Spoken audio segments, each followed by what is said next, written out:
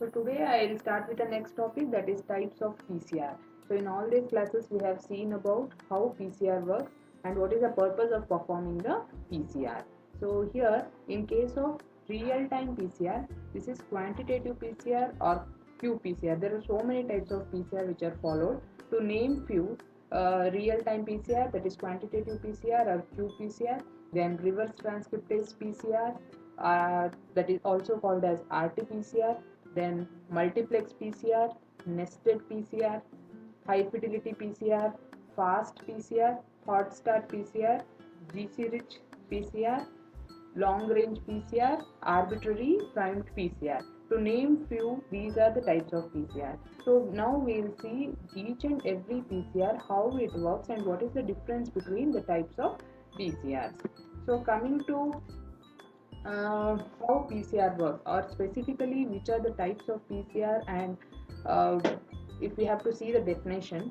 So other than these PCRs, these are broadly categorized. So if we have to see specifically, there are so many other PCRs like AFLP PCR, allele specific PCRs, ALU PCR, assembly PCR, asymmetric PCR, cold PCR, colony PCR, conventional PCR, digital PCR, fast typing PCR, high fidelity PCR, hot start PCR, in situ, intersequence, that is ISSR PCR, inverse PCR, then late PCR, ligation mediated PCR, long range PCR, methylation specific PCR, mini primered multiplex PCR, then nanoparticle assisted PCR, nested overlap extension, RT-PCR, that is real time repetitive sequence based PCR, reverse transcriptase PCR, reverse transcriptase real time PCR, RNase H dependent PCR, single cell PCR,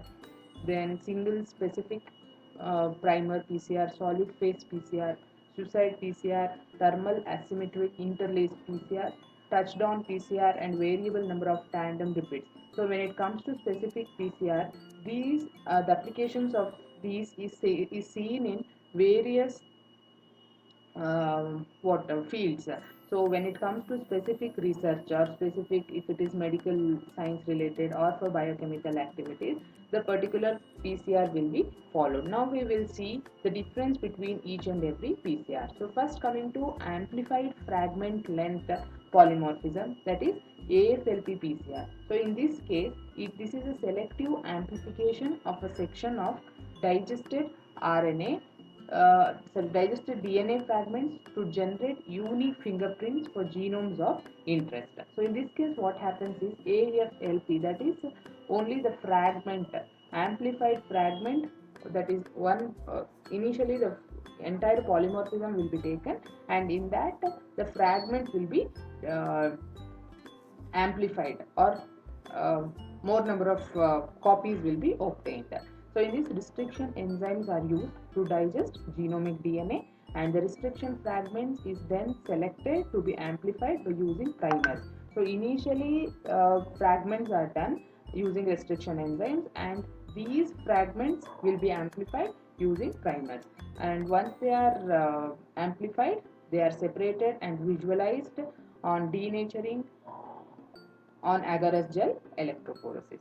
So what are the applications of this AFLP PCR is, it is genetic diversity within the species or among closely related species can be identified, and also to infer population level phylogenetics, then biogeographic patterns, to generate genetic maps, and also to determine relatedness among cultivars. So these are the applications of AFLP PCR. So in this case, restriction enzymes are used and the fragments are amplified. The another type is allele specific PCR. So in this, allele specific primers are used, and these primers can be used to analyze single nucleotide polymorphism. So SNPs, if you have to find out the SNPs, then allele specific PCR will be done.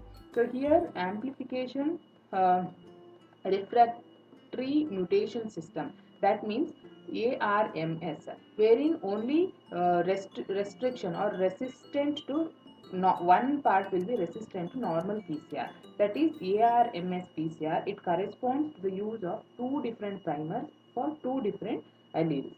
So in case of two different primers, allele specific PCR. So in this case, allele specific primers, as I said, there will be two different primers for two different alleles.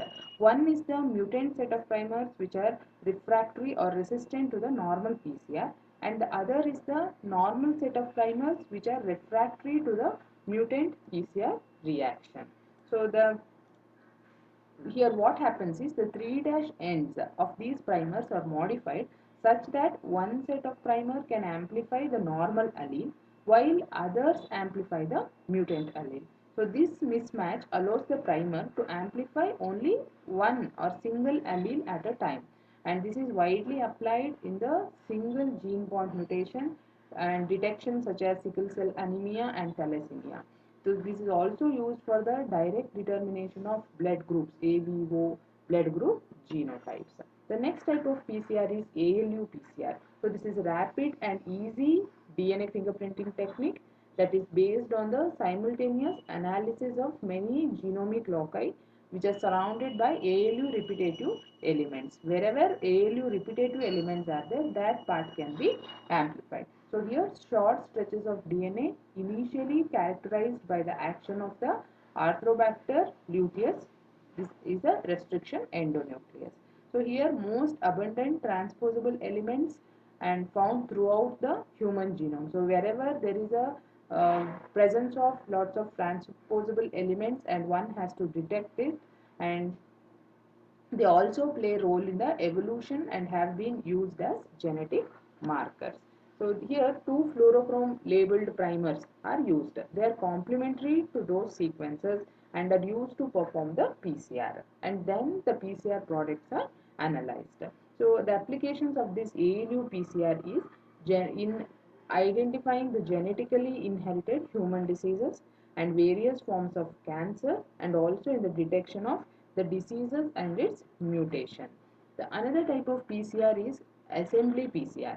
Assembly of large DNA oligonucleotides can be identified using multiple shorter fragments.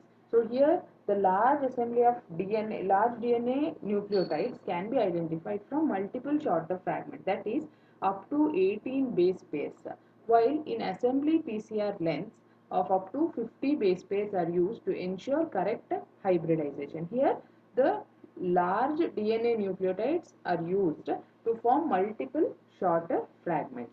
So in this case, oligonucleotides bind to complementary fragments and then are filled in by polymerase enzyme. So in each cycle, it increases the length of various fragments randomly depending on which oligonucleotides they find each other. This is always used to improve the yield of the desired protein, and it also produces large amounts of RNA for structural or biochemical studies. The next type of PCR is asymmetric PCR. So here it amplifies only one strand. Asymmetric means it both the strands, amplification of both the strands will not be equal. That is why it is called asymmetric PCR. So it amplifies one strand.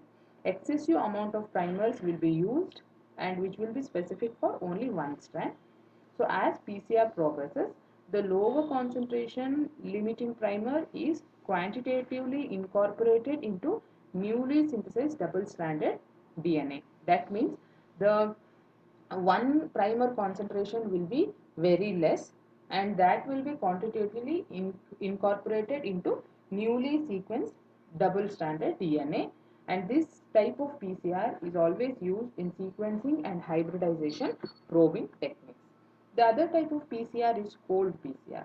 So this is co-amplification at lower denaturation temperature, and it is based on polymerase chain reaction. That is why it is called cold PCR. So here it selectively amplifies low abundant DNA variants from mixtures of wild type and mutant containing sequences. So here it might be a mutant sequence, or it is between the variant sequences. So intermediate annealing process will be involved, so which is after denaturation process, and it allows hybridization of wild type and mutant alleles. In this case, heteroduplexes will melt and will be used as a template. more significant proportion of minor variant DNA will be amplified. So these in case of cold PCR, very minor variant DNA will also be amplified, and the mutations which happens in oncology specimens, especially in heterogeneous tumors in the body fluids, all these will be detected by this method.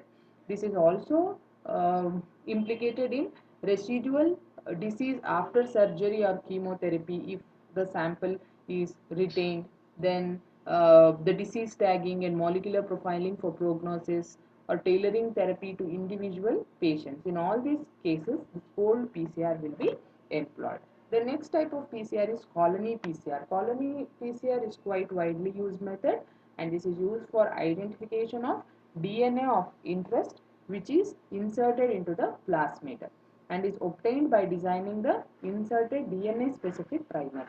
So here primers will be specific to the plasmid DNA, and the bacterial colony itself will be taken directly, and to the colony which contains the plasmid can be directly amplified using two sets of primers, that is both forward and reverse, which is specific to the plasmid sequence. So what happens is, in here two sets of primers are used. First set is of the insert specific primers which amplify the insertion sequence in the plasmid. Other is of vector specific flanking primers which amplifies the plasmid DNA other than the inserted DNA. So here bacterial colony is directly taken and added, master mix will be added to that which contain all the PCR reagents as we had discussed before. So identification of correct ligation and insertion of inserted DNA into the bacteria as well as plasmids, yeast plasmids. So why on and where this colony PCR will be employed is to identify whether during cloning process the ligation is proper and the insertion or the inserted DNA into the bacteria, is it into the proper position, can be checked using this colony PCR.